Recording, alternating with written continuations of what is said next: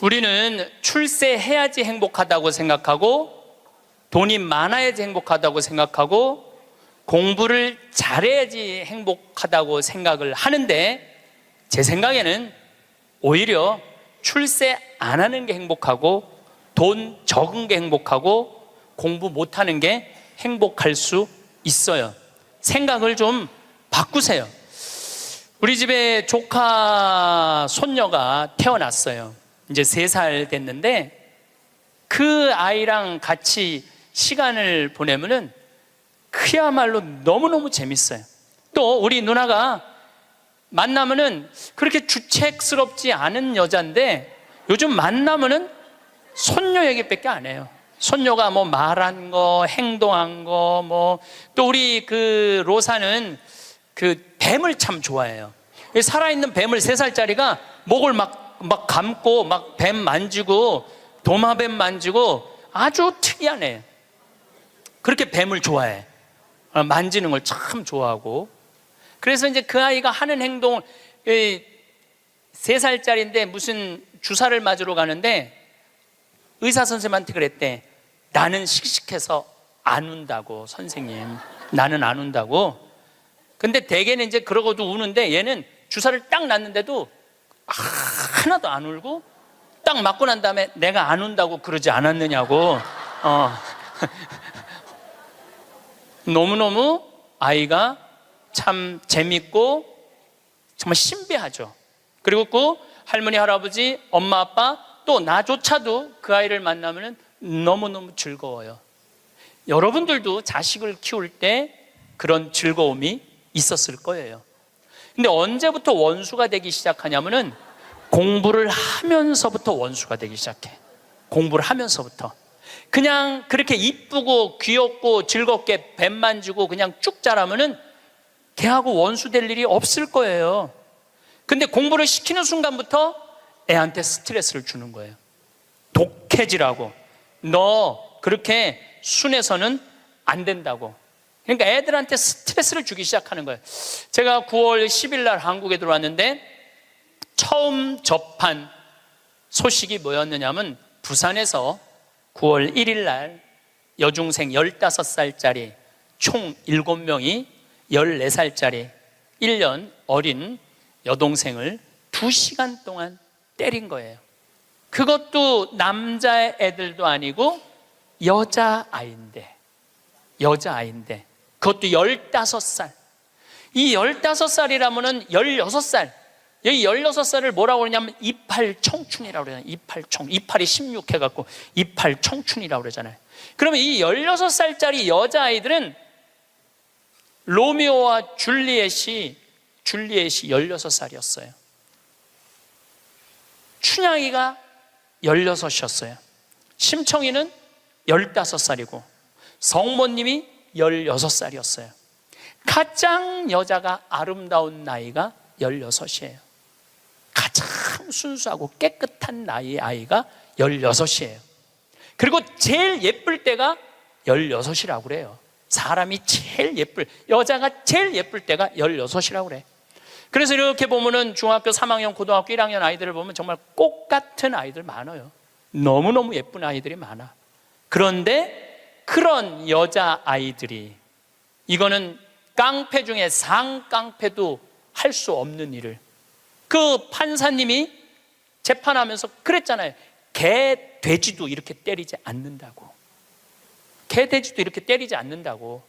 그런데 그 여학생들이 그렇게 아이를, 그리고 인터넷에 올리고 자랑을 하고. 근데 내가 보기에는 그 아이들이 그렇게 된 거는 그 아이들 책임이 아니에요. 대한민국의 어른들 책임이에요. 대한민국 어른들 책임이에요. 어른들이 그렇게 키운 거예요. 어른들이 이렇게 가르친 거예요. 대한민국의 교육제도가 그렇게 된 거예요.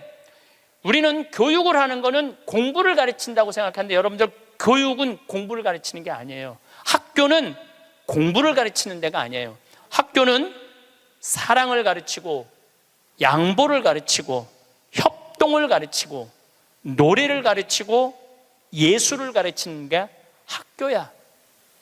근데 우리는 1등을 골라내고 명문대를 보내고 특목고를 보내고 그게 교육이라고 생각하고 있는 이 대한민국이 만들어낸 슬픔이라는 거예요. 대한민국이. 이건 누구의 책임도 아니고 우리 모두의 책임이야. 그냥 애들은 애들답게 키워야 되는데 학교 2시, 3시에 끝나고 나면은 학원을 전전긍긍하면서 밤 10시에 집에 들어오니 얘네들이 스트레스가 극에 달할 거 아니에요. 또 공부 못하면 사람도 취급을 안 하잖아. 사람이라고.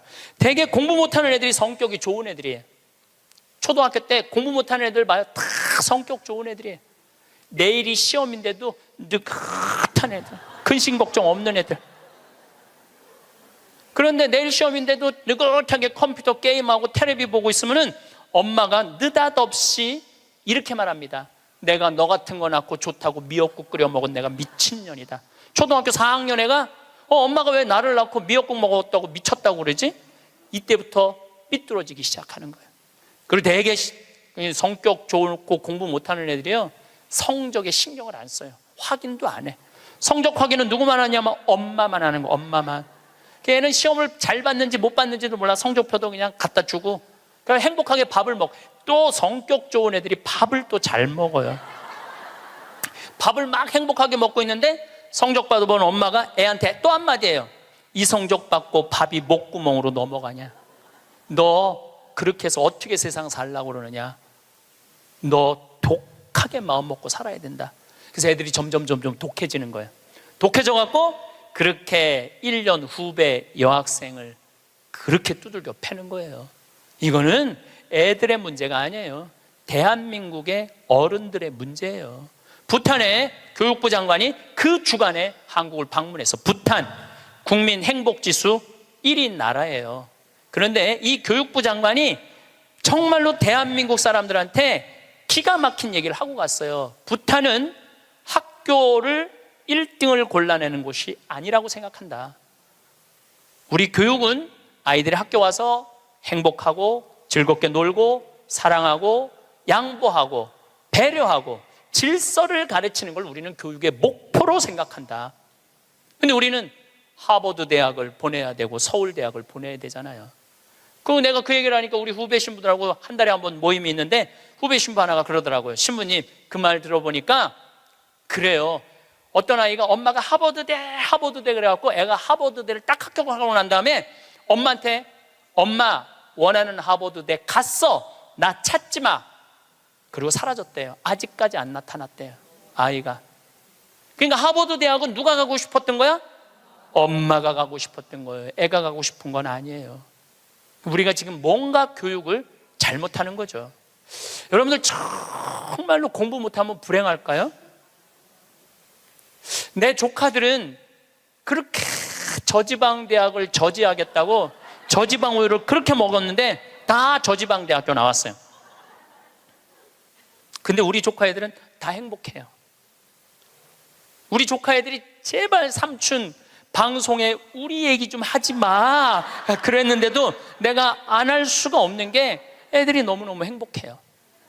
우리 조카들은 내가 수원에 어머니 아버지 모시고 식사한다 그러면은요, 일주일 전에 얘기하면 100% 다 나와요. 그러니까 공부를 못하는 건 죄가 아니야. 그런데 가족 모임에 안 나오는 건 죄야. 그건 죄야. 가족 모임에 안 나오는 건 죄예요. 공부를 못하는 건 죄가 아니에요. 그럼 우리 애들이 다 저지방 대학에 졸업을 했는데 우리 애들이 지금 불행하게 사느냐? 우리 조카 애들은 6명이 다 친해요. 왜냐하면 우리 조카 애 중에 한 명만 서울대학을 나왔으면 그렇게 친하지 않을 거야. 똑같이 다 저지방 대학을 나와서 애들이 너무너무 친해. 그리고 우리 조카 애들은 직장 생활하는 애들이 한 명도 없어요. 왜냐하면 직장 생활에 이력서를 낼 만큼 스펙이 안 돼. 그래서 직장 생활하는 애들이 한 명도 없어. 그런데 돈도 잘 벌어요. 우리 누나 아들은 2가지 일을 하는데 나한테 자세하게는 얘기는 안 해도 내가 보니까 대충 1년에 1억 이상은 버는 것 같아요. 다른 애들도 다 결혼도 잘하고 결혼 생활도 잘하고 행복하게 살아요. 얘네들은 어렸을 때 공부 딱 보고 내가 그랬어요. 우리 형제들한테 공부를 못하는 건 죄가 아니다. 죄인 취급하지 말아라. 그래서 얘네들은 학원을 다니는 애들이 거의 없어. 그리고 공부 못한다고 욕먹은 애들이 없어. 그러니까 얘네들은 지방대학을 다녀도 전혀 부끄러워하지 않아요. 욕을 먹었어야지 부끄러워할 거야. 욕을 먹었어야지. 욕을 안 먹으니까. 근데 이번에 우리 형 누나가 제일 위고 큰형이 있는데 큰형 아들이 대학을 졸업했어요. 물론 직장생활 못했죠.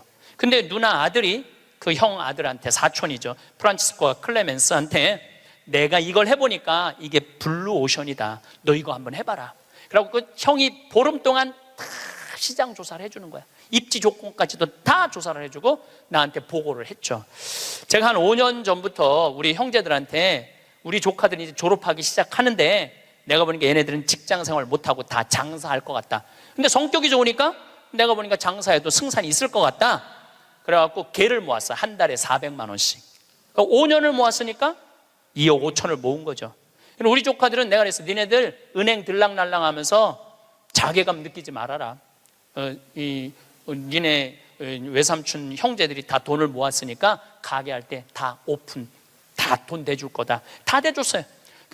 또 얘네들 갚어. 그럼 그동안 또 대주는 거죠. 그래, 얘 뭐 얼마 7,800만 원 들어간대. 다음날 딱 내가 통장은 내가 갖고 있어요. 다른 사람이 갖고 있으면 무슨 일이 나잖아. 내가 갖고 있는 거예요. 통장 이름이 사랑의 황씨 통장이야. 사랑의 황씨 통장. 7,800만 원 딱 보냈어요. 졸업하자마자 2월 20 며칠 날 오픈을 했는데 한 달 딱 지나고 났는데 보고가 들어왔는데 한 달 동안 다 제하고 번 돈 650만 원이래. 그랬더니 또 할머니들이 그 종목이 뭐냐고 이렇게 물어보는 분들이 있어요. 자, 거기에 내가 한마디 할게요. 행복한 애가 가게를 하면은 돈을 벌어요.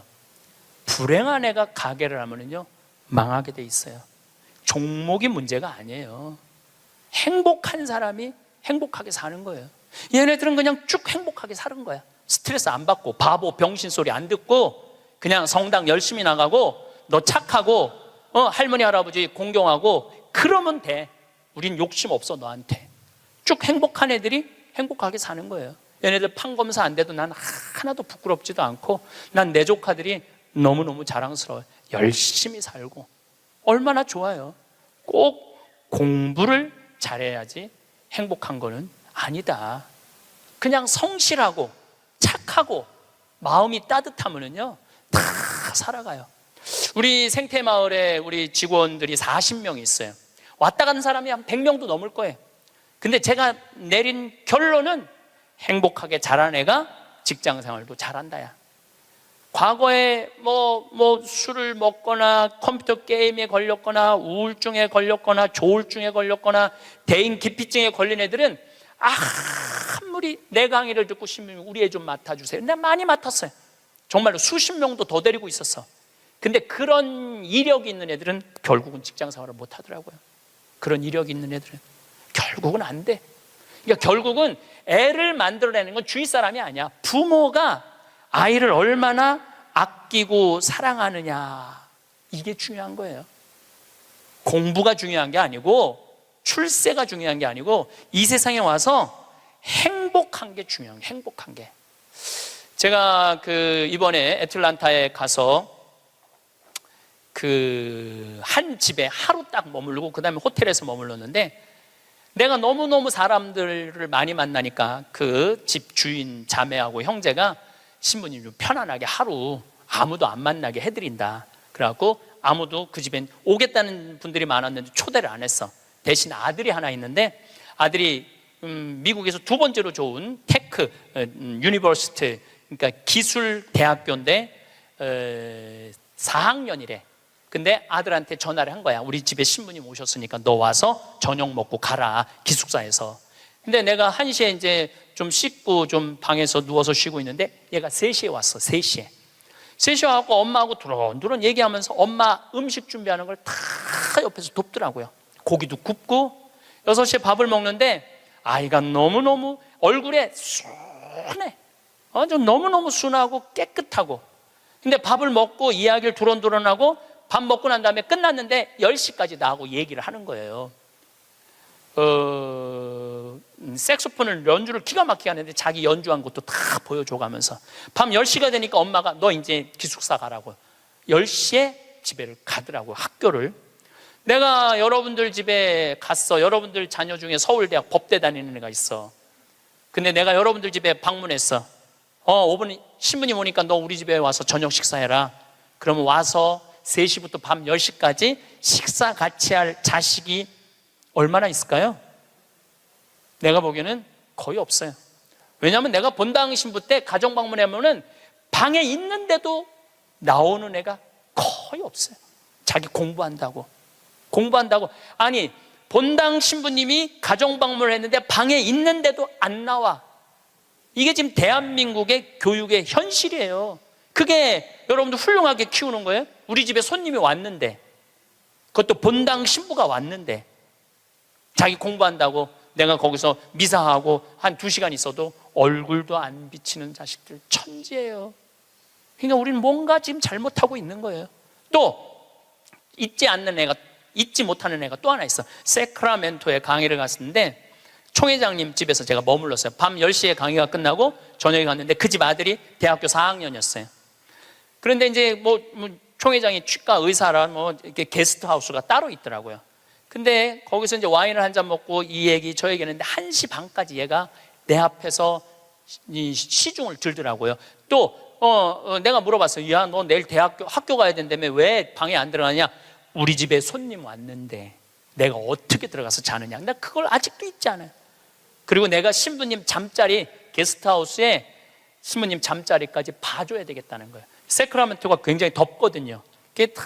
내 이불까지 봐주고 에어컨 온도까지 다 하고 나 침대에 눕는 거 보고 가더라고요.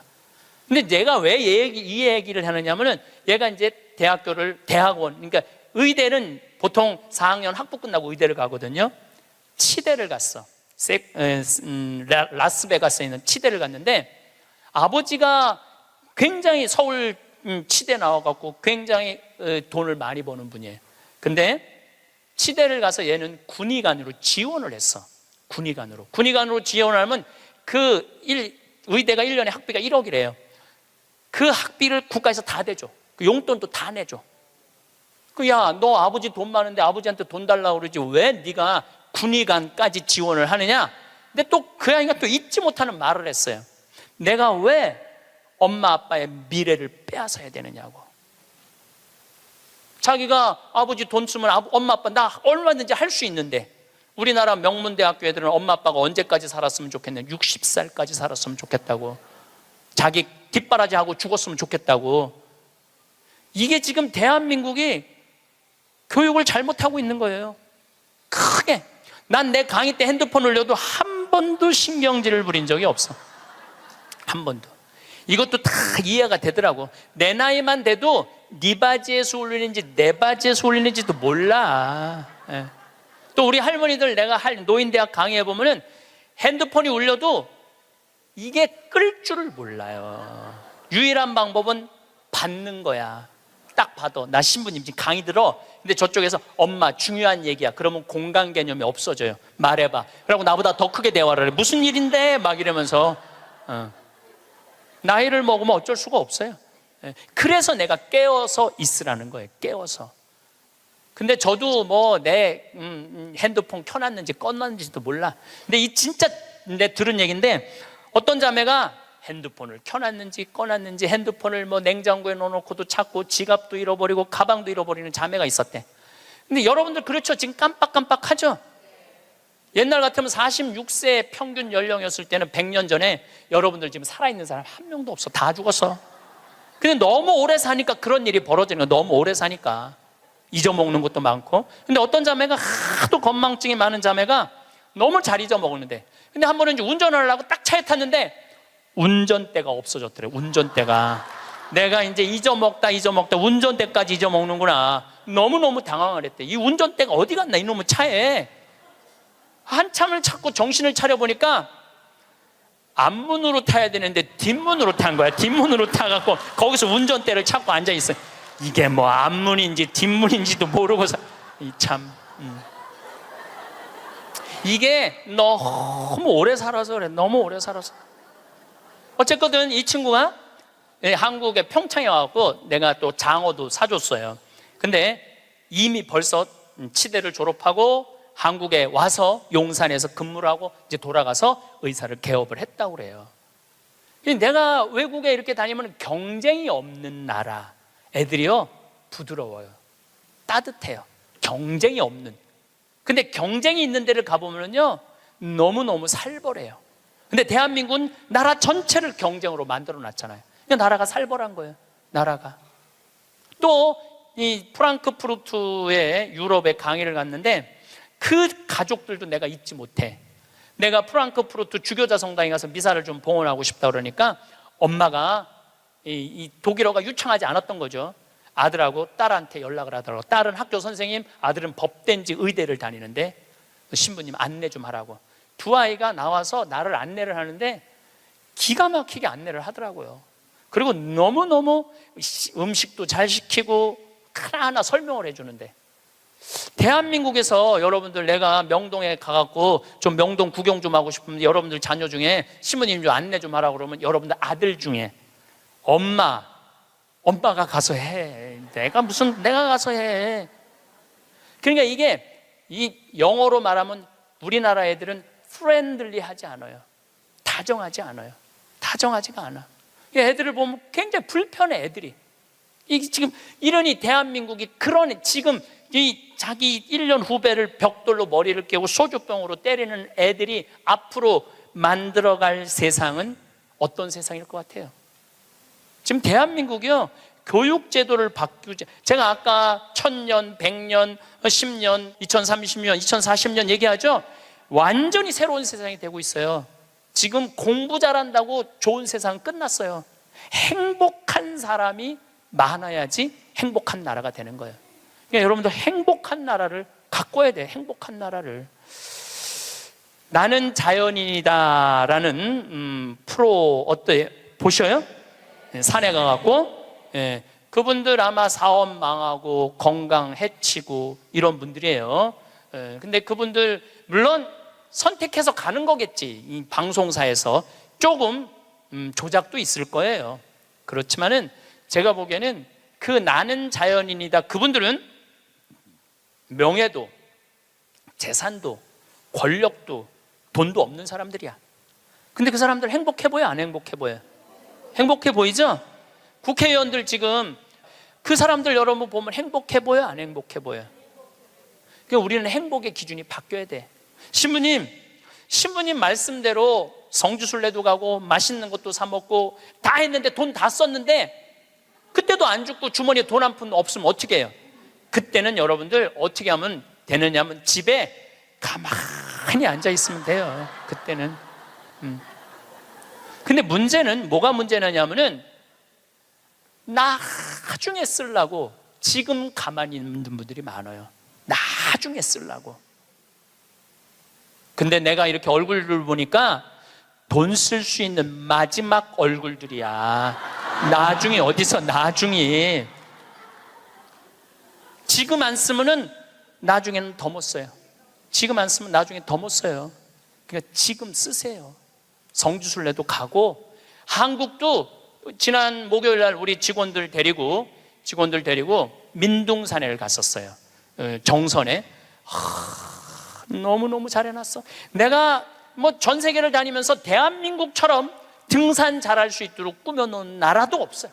대한민국처럼 등산할 수 있도록 꾸며놓은 나라도 없어요. 또 그거 끝나고 난 다음에 정선에 레일 바이크라는 걸 우리 직원들 40명하고 탔어요. 이야, 신나더라고요. 우리나라도 다닐 때가 너무너무 많아요. 그리고 여러분들이, 제가 한 10년 전에 할머니들이 용돈이 5만 원 나올 때가 있었어요. 내가 그때 할머니들한테 뭐라고 그러냐면 5만 원 다 닦아 써라. 조금 있으면 10만 원 나올 거니까. 10만 원 올랐죠? 다 닦아 써라. 조금 있으면 20만 원 나올 거다. 지금 20만 원 나오죠? 다 닦아 쓰세요. 5년 후에는 최소한 60만 원, 70만 원 나와요. 5년 후에는 내가 자신 있게 얘기할 수 있어요. 그리고 그렇게 가야 되고, 그렇게 가야 돼요. 그래야지 여러분들도 행복하게 살 거 아니야. 우리나라가 경제 규모가 작으면 내가 이런 말을 감히 못해요. 우리나라 경제 규모 굉장히 커요. 그리고 대기업에서 돈을 내놔야 돼요. 대기업에서 돈을 내놔야 돼요. 이번에도 삼성 3분기 실적 보고 보니까 엄청나게 벌었더라고. 그런데 우리 이건희 회장님이 쓰러진 지 3년 5개월 돼요. 이건희 회장님 쓰러진 지 3년 5개월 된 거 아는 사람도 대한민국에 나밖에 없을 거야. 근데 쓰러질 때 재산은 12조 5,900억이었어요. 쓰러질 때 12조 5,900억. 근데 3년 5개월 만에 주식이 올라갔고 20조야. 20조. 그런데 그 20조가 무슨 의미가 있을까요? 아무 의미가 없어요.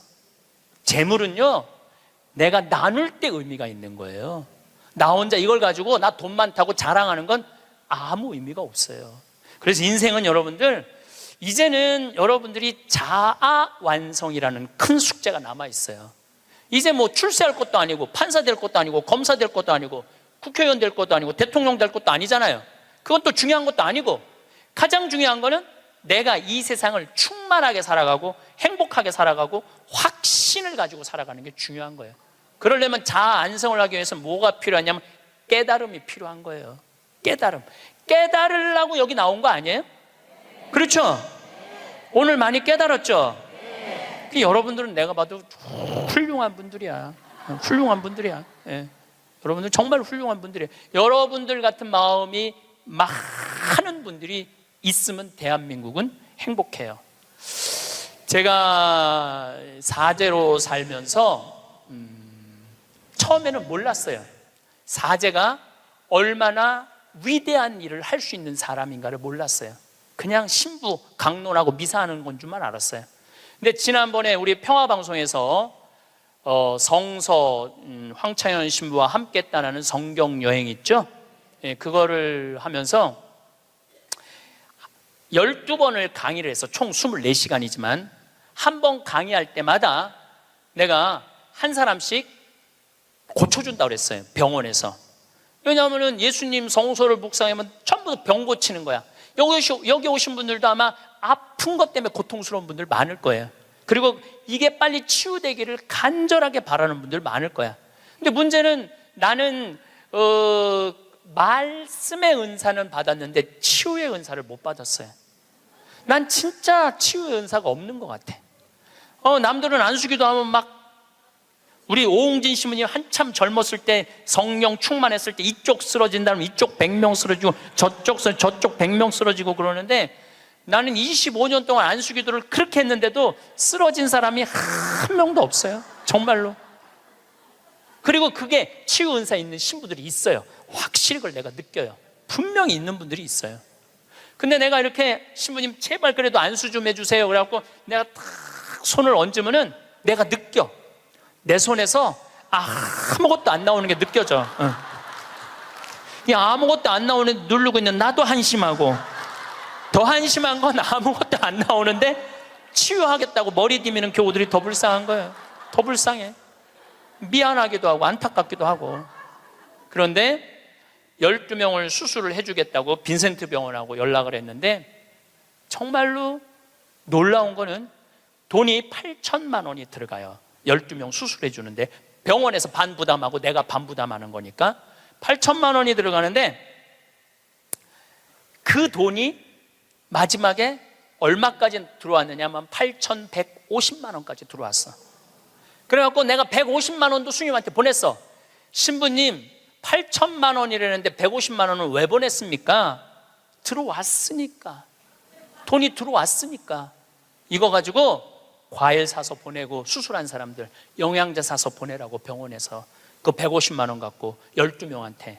그래서 몽고 사람, 아프리카 사람, 베트남 사람, 또 우리나라 있는 분들 정말 기가 막힌 분들 수술 다 해줬어요. 너무너무 좋더라고요.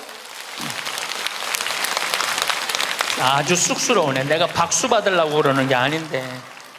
내가 한 게 아니에요. 내가 한 게 아니고 교우들이 보내준 거예요. 내가 한 게 아니고. 제가 뭘 깨달았느냐 하면은 내가 하지 않아도 내가 통로가 된다는 걸 깨달아서. 통로가. 그런데 더 놀라운, 이건 박수 받을 게 아니라 더 놀라운 거는 그 성경 여행에 그걸 보면서 할머니들이 돈을 보내준 거야. 할머니들이 돈을 보냈는데 그 할머니 아마 돌아가셨을 수도 있어. 전라도 광주에 있는 할머니인데 평창에 피정을 오셨어. 신부님, 저 온몸에 암이 다 퍼졌습니다. 아마 2달 지난 6월 달에 와서 할머니가 나한테 한 얘기예요. 2달, 3달밖에 못 살 것 같습니다. 그런데 제가 나는 죽어도 신부님이 죽어가는 사람 수술해 주는 거 방송을 통해서 봤습니다. 제가 신부님 평생 모은 돈 2천만 원을 8월 며칠이면 그걸 탄대. 그걸 보내드릴 테니까 저는 죽지만은 신부님 2사람 살려달라고 돈을 보냈어. 2천만 원을 8월. 나는 이제 뭐 미국에 있었으니까 한국에 들어와 보니까 돈이 들어와 있었더라고, 할머니가. 그리고 그걸 보고 또 돈이 많이 들어왔어. 하여튼 많이 또 들어왔어. 그래갖고 수님한테 또 연락을 해갖고 수술해 주라고 그랬더니 또 8명을 또 수술을 해줬어요. 그래서 이제 다음 주 목요일 날 평화방송하고 수요일 날인가 보다. 다음 주 수요일 날 평화방송하고 전달식 돈 4천만 원이면 8명을 수술해 줄 수 있는 거. 4천만 원이면은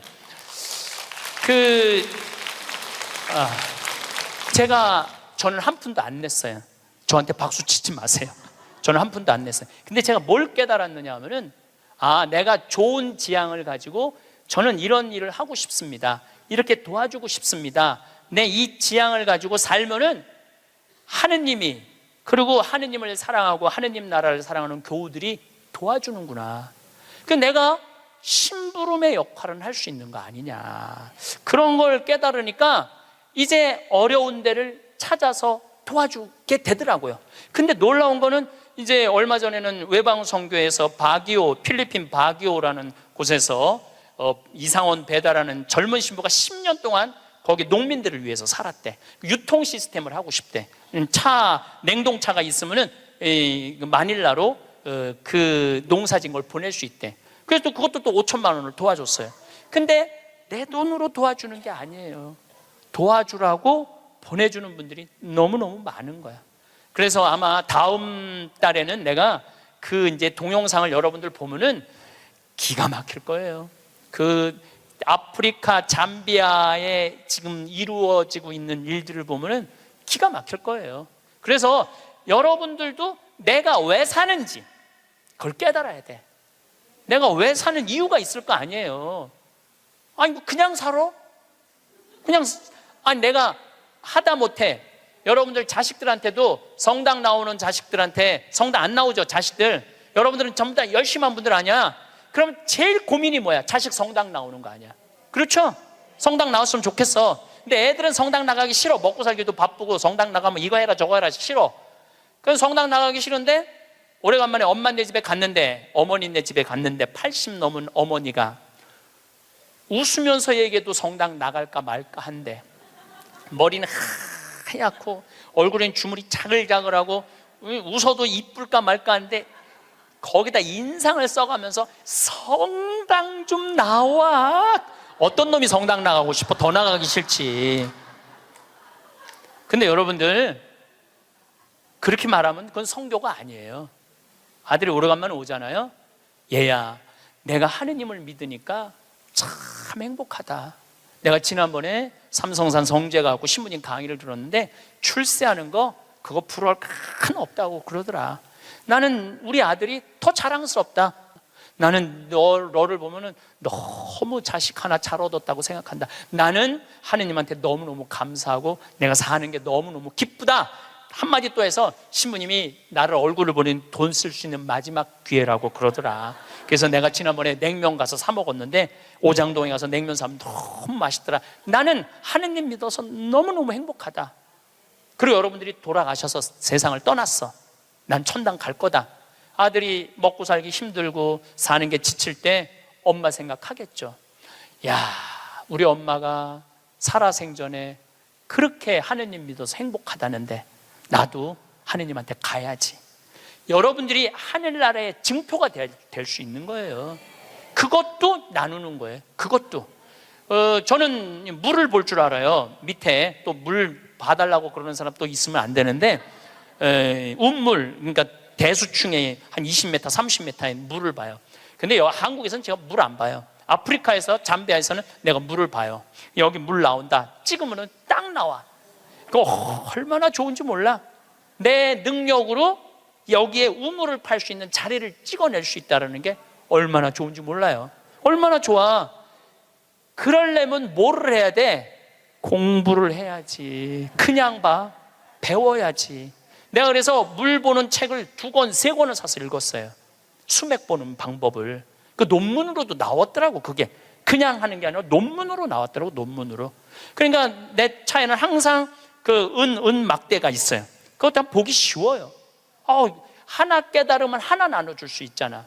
그러니까 여러분들도 공부하라는 거예요. 공부. 신부님 어떻게 공부를 해요? 이 유튜브가 대학교예요.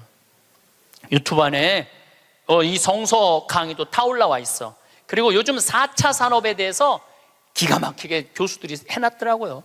그러니까 여러분들 공부하세요.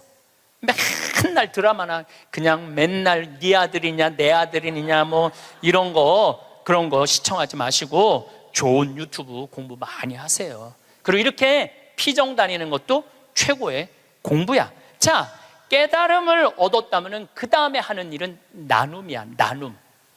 빌 게이츠, 이 참 대단한 사람이에요. 빌 게이츠 부인이 멜린다예요. 빌 게이츠하고 워렌 버핏이 지금 자선 기금을 거의 1,000억 달러를 모았어요. 그런데 빌 게이츠는 돈을 벌고 멜린다라는 부인은 자선 사업을 해요. 아프리카에 말라리아, 에이즈, 내가 거기 가보니까 그 재단에서 약을 보내주더라고요. 그래갖고 그 멜린다 여사가 지금 살린 사람만 70만 명을 살렸대요. 70만 명을 살렸대. 여러분들 멋있지 않아요? 그 정도 부분은 돼야죠. 그리고 빌 게이츠 하는 일이 너무너무 멋있으니까 워렌 버핏은 그 자기 재산을 빌 게이츠 재단에 다 내놨어. 네가 정말 잘 쓴다. 그러니까 멜린다라는 부인이 너무너무, 근데 이 멜린다라는 부인은 그냥 돈을 주는 게 아니야. 아프리카에 직접 가요. 1993년에 아프리카를 전부 다 한번 돌아봐요. 그리고 그 사람들 아픔을 직접 보면서 어떻게 도와줘야 되는지를 아는 거야. 그러면서 너무너무 행복해요. 저는 아프리카 잠비아를 간 지 이제 5년이 되는데 정말 잠비아에 갔다 올 때마다 심장이 벌렁벌렁 거려요.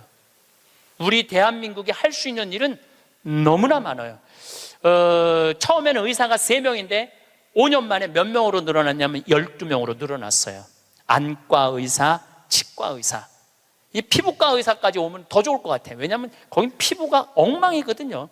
피부과 의사까지만 가면은 완벽한, 올해도 1,000명을 진료해주고 왔어. 올해도 1,000명을 진료해주고 왔어. 그 사람들 이 백내장 안 보여. 처음에는 수술하러 오라니까 한 명도 안 왔어. 왜 안 하냐? 눈알을 빼는 줄 알고 수술하면은. 근데 이 백내장을 걷어주니까 막 춤을 추는 거예요. 그러면서 의사 선생님들이 10일이라는 시간을 내면서 가면서 사는 보람이 있다는 거예요. 깨달음이 있으면은 나눔이 있고, 나눔이 있으면은 기쁨이 있고, 기쁨이 있으면 감동이 있는 거예요. 그런데 문제는 그곳에 함께한 분들의 이야기는 그런 얘기를 해요. 신부님, 내가 잠비아에 와서 내 인생의 가장 찬란한 시간을 보내고 있다고. 우리 인간은요, 나만을 위해서 살면 아름답지도 않고 위대하지도 않아요. 어려운 이웃을 돕고. 그런데 이 잠비아를 떠나는 사람들은 대단한 능력을 가지고 있는 사람들도 떠나지만은 평범한 아줌마들도 함께 떠나요. 올해 20명이 이 자원봉사자들을 모았는데 110명이 지원을 했어. 한국에서. 그 중에 90명이 떨어졌어. 90명이 떨어지면서 한다는 소리가 내 돈 내고 내가 가서 봉사하겠다는데도 떨어져야 되느냐고 그런 얘기를 하더라고요. 저는 이제 대한민국이 정말로 행복하려고 그러면은 나눠야 돼요. 대한민국이 행복하려고 그러려면은 지금 교육제도는 바뀌어야 돼요. 학교에서 등수 매기지 말아야 돼요. 학교에서 지금 고등학교 애들 음악 시간, 체육 시간 없애고 있어요. 공부해야 된다고. 내가 보니까 정신 나간 짓이에요. 아이들이 노래를 하면서 공을 차면서 사회성을 배우는 거예요. 책상에 앉아고 공부만 하잖아요. 얘네들은 아무것도 쓸데 없는 애들이에요. 여러분들 공부 못하면 신부님 뭘 먹고 살아요?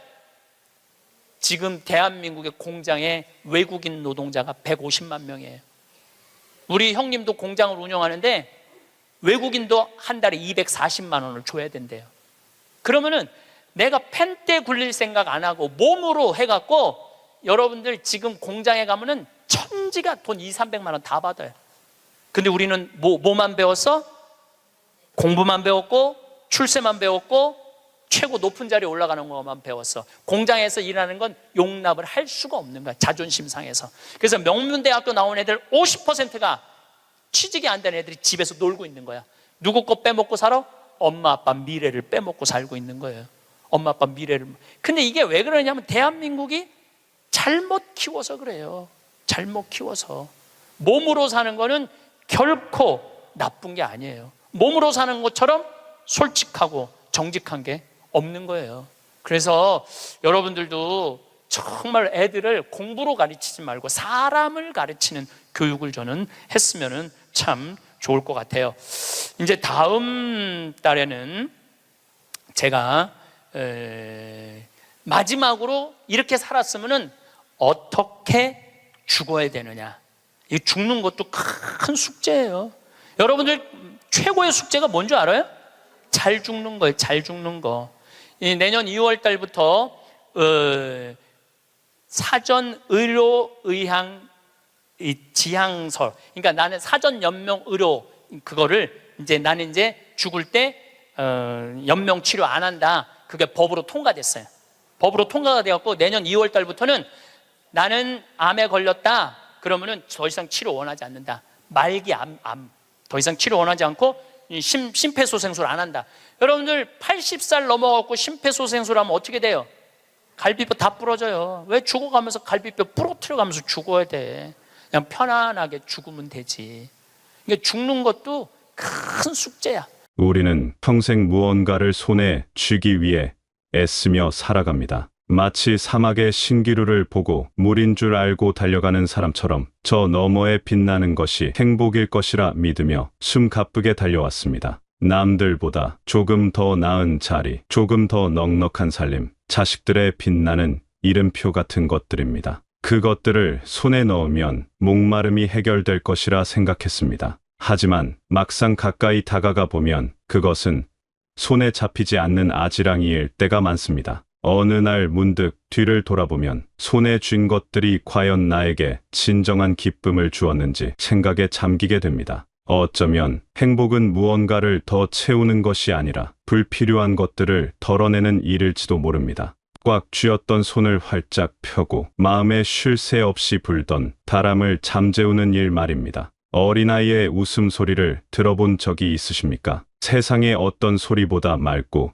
순수한 그 소리에는 아무런 조건이 없습니다. 아이는 자신이 가진 장난감의 가격을 생각하지 않고 부모의 사회적 지위를 신경 쓰지 않습니다. 그저 지금 이 순간 눈앞의 작은 세상이 즐거워 온몸으로 웃습니다. 그것이 바로 꾸미지 않은 본래의 기쁨입니다. 하지만 아이가 자라 학교에 들어가고 받아쓰기 점수와 성적표가 아이의 세상에 들어오는 순간부터 많은 것이 달라집니다. 부모의 얼굴에는 걱정이 늘고 아이의 어깨는 무거워집니다. 우리는 아이들에게 사랑을 가르치기보다 경쟁에서 이기는 법을 먼저 알려주곤 합니다. 더 독하게, 더 치열하게 살아야 한다고 다그칩니다. 숲속의 나무들은 서로를 시기하지 않습니다. 소나무는 장미를 보며 왜 나는 아름다운 꽃을 피우지 못할까 한탄하지 않고, 장미는 소나무를 보며 왜 나는 저렇게 하늘 높이 솟지 못할까 슬퍼하지 않습니다.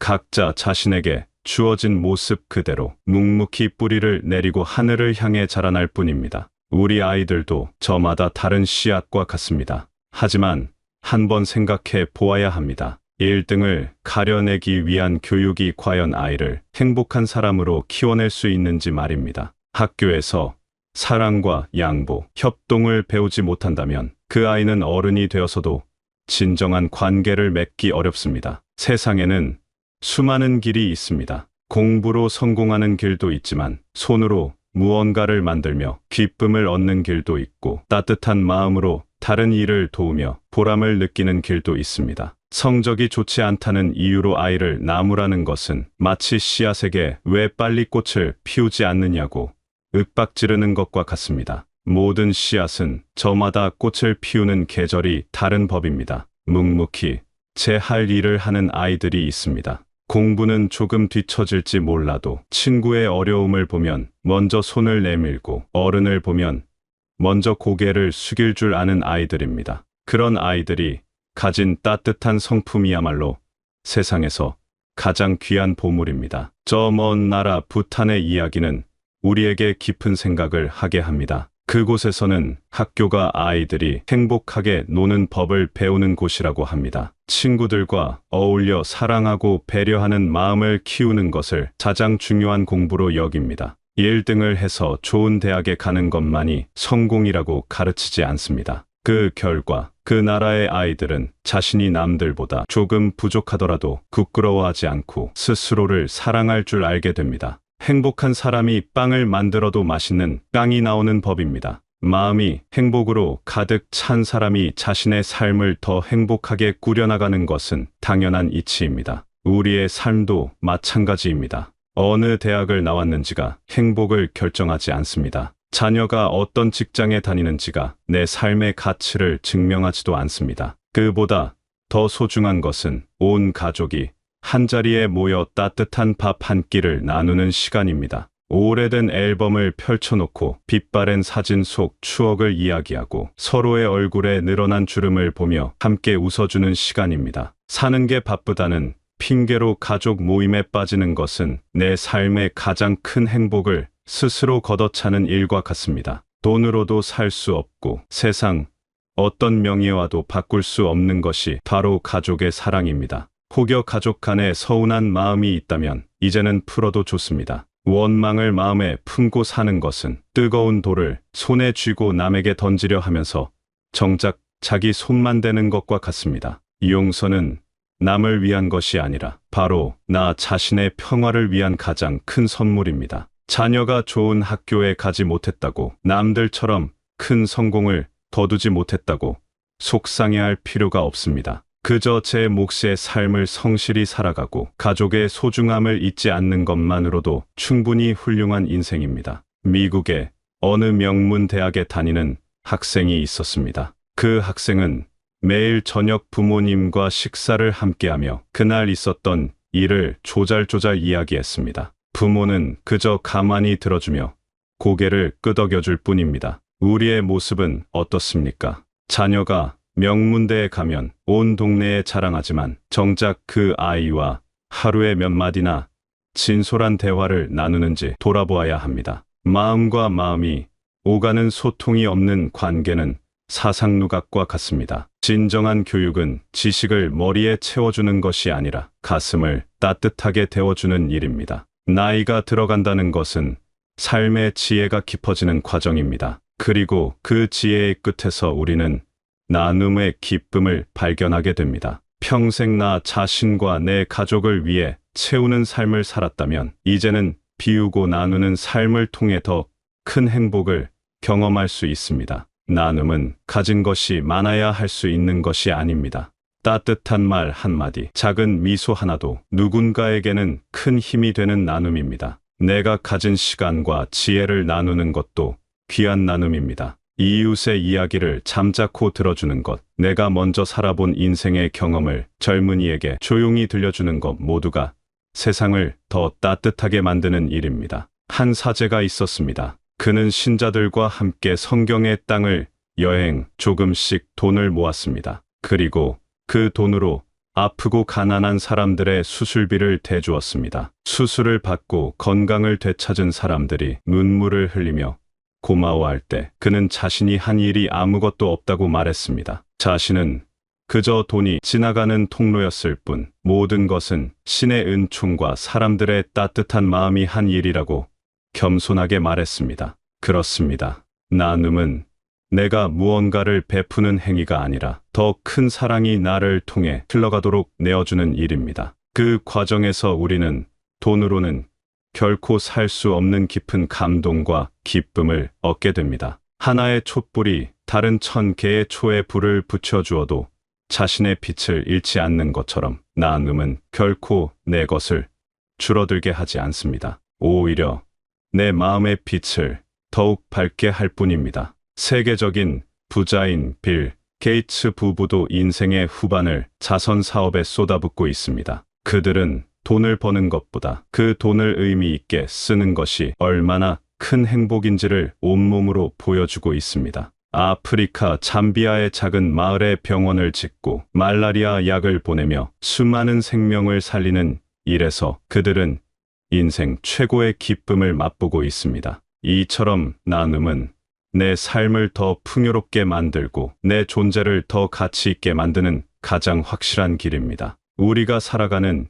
이 땅이 진정으로 행복해지기 위해서는 우리 한 사람 한 사람이 먼저 행복해야 합니다. 그리고 그 행복은 나눔을 통해, 그리고 우리 아이들을 위한 교육을 바꾸는 것을 통해 시작될 수 있습니다. 학교에서 아이들의 등을 떠미는 경쟁을 멈추고 함께 노래하고 운동하며 어울리는 법을 가르쳐야 합니다. 공부를 잘하는 아이도, 손재주가 좋은 아이도, 운동을 잘하는 아이도 모두가 소중한 존재임을 인정해 주어야 합니다. 몸으로 땀 흘려 일하는 정직한 사람이 존중받는 사회가 되어야 합니다. 좋은 대학을 나왔지만 일자리를 구하지 못해 방황하는 젊은이들이 많은 것은 우리 사회가 그동안 잘못된 교육에 매달려왔다는 증거입니다. 이 인생은 사계절과 같습니다. 모든 것을 배우고 꿈꾸던 봄, 열정적으로 사랑하고 일하던 여름을 지나 이제 우리는 풍요로운 가을의 문턱에 서 있습니다. 가을은 봄의 화사함이나 여름의 뜨거움은 없지만 모든 것이 무르익어 가는 충만함과 깊이가 있습니다. 우리는 저마다 다른 길을 걸어왔고 수많은 오르막과 내리막을 지났습니다. 때로는 거친 비바람에 옷이 젖고 때로는 험한 길에 발을 헛디뎌 넘어지기도 했습니다. 하지만 그 모든 순간이 있었기에 지금의 우리가 있습니다. 주름진 손과 희끗희끗한 머리카락은 우리가 얼마나 성실하게 삶의 여정을 걸어왔는지를 보여주는 아름다운 훈장입니다. 지나온 세월에 대한 후회나 아쉬움이 있다면 이제는 가을 바람에 실어 훌을 털어버려도 괜찮습니다. 앞으로 남은 날들에 대한 막연한 불안이 있다면 그 또한 잠시 내려놓아도 괜찮습니다. 우리는 이미 충분히 잘 살아왔습니다. 남은 것은 오늘 하루를 충실히 살아내는 것입니다. 아침에 눈을 뜨고 따스한 햇살을 볼 수 있음에 감사하고, 사랑하는 이의 목소리를 들을 수 있음에 감사하고, 따뜻한 밥 한 술을 넘길 수 있음에 감사하는 것입니다. 행복은 저 멀리 있는 무지개가 아니라 내 발밑에 피어난 작은 들꽃과 같습니다. 우리가 무심코 지나쳤던 일상의 순간순간에 행복은 보석처럼 숨어 있습니다. 이제는 그 작은 행복들을 하나하나 발견하고 소중히 여기는 지혜가 필요합니다. 당신의 삶은 그 자체로 이미 충분히 아름답고 가치 있는 한 편의 이야기입니다. 우리가 남길 수 있는 가장 위대한 유산은 재물이 아니라 우리가 나눈 사랑의 기억입니다. 그동안 정말 고생 많으셨습니다. 당신의 오늘이 평안하기를, 그리고 당신의 내일이 오늘보다 조금 더 따뜻하기를 진심으로 기원합니다.